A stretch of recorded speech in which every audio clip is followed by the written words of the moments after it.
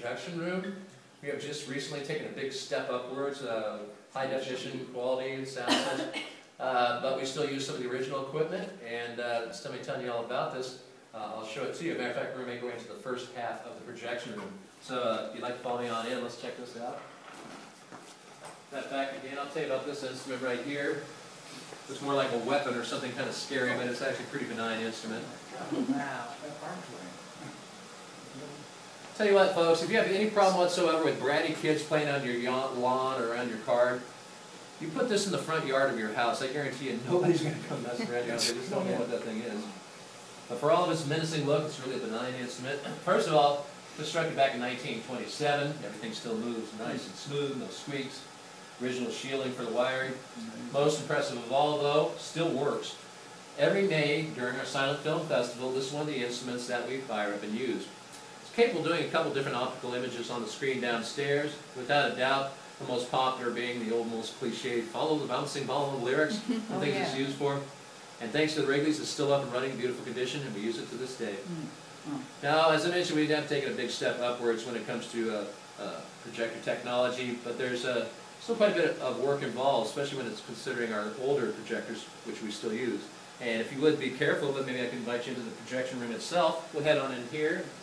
I'll tell you about some of these two old projectors. Brinkers.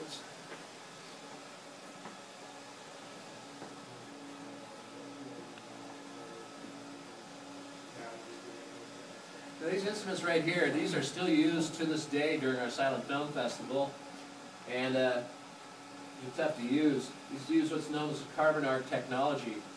Real strong charge brought through two carbon rods, and when the rods brought relatively close together, they produce a very bright, brilliant spark. That's the light that projects the image onto the screen downstairs.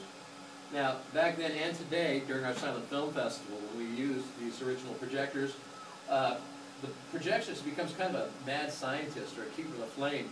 If the two carbon rods, if they're too far apart, the light becomes inconsistent, starts to flicker. It's one reason you may have noticed a lot of old films, they jump up and down in brightness, oftentimes it's due to that. Or still, too close together, the rods actually become welded together. That's it for the film that night, and everything shuts down. So you come in here and you'll see the projections. A lot of times I just glue to that view for you, trying desperately to keep the flame alive. Simple enough reason why we have two. You have half the film on this and then half the film on that one, so it makes for a seamless changeover. But also because of that, if one of the projectors conked out, we still at least have one projector up and running. We could go ahead and finish showing the film. But nowadays we have this super high-tech little deal here with everything is digital. I was wondering, and best of all, the theater, the acoustic, anything hasn't been changed. Just the sound and the picture are a lot better, but the theater and stuff is all the same. And Hollywood, by the way, plays a really big part in Catalina's history. You know, since 1911, there have been well over 500 films shot on this island, and surprisingly, hardly anything was ever filmed here at the casino. Go figure that one out. Almost everything took place down at the west end of the island. Mutiny on the Bounty, Ten Commandments, MacArthur, splashdown sequence of Apollo 13, The Aviator, We Were Soldiers, and so on and on. They were all filmed down there. And I'm real happy to say that this aspect of the island, along with 7,000 years of Native American history and everything, you can find all this times 10, bigger and better condition down there in the museum. So you won't be out of thing if you missed a photograph or something, I'm happy to say. Now, naturally enough, you come to an event here, you're not be going through all these weird stairs and hallways and things. You're going to be using ramps. A lot easier than the bottom. And in just a moment, we're going to backtrack just a little bit, and we'll make way to the base of the ramps, at which time I'll tell you why we have ramps opposed to stairs, or, more to the point, where's the elevator. After that, we're going to make our way up just a little over one more ramp to the Marine Bar. You have a seat up there, hang out, catch your breath, try and answer any questions you might have. After that, we have the most beautiful ballroom there is, and then after that, we have the entire balcony, as I said.